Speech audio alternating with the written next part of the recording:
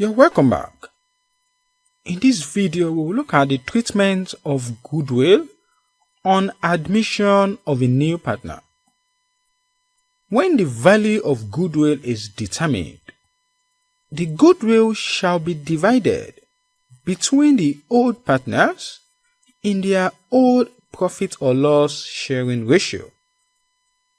And the double entry for this share of goodwill is to debit the goodwill account and to credit the partner's capital account with their share of goodwill.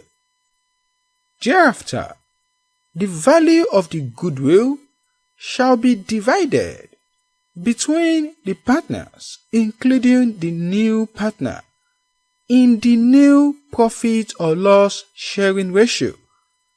And the double entry for this share of goodwill is to debit the capital account and to credit the goodwill account with their share of goodwill. By doing the above adjustments, the goodwill account will have been closed and the partners will have their respective share of goodwill. In the next video, we will look at the treatment of revaluation on admission of a new partner. Thank you very much. See you in the next video.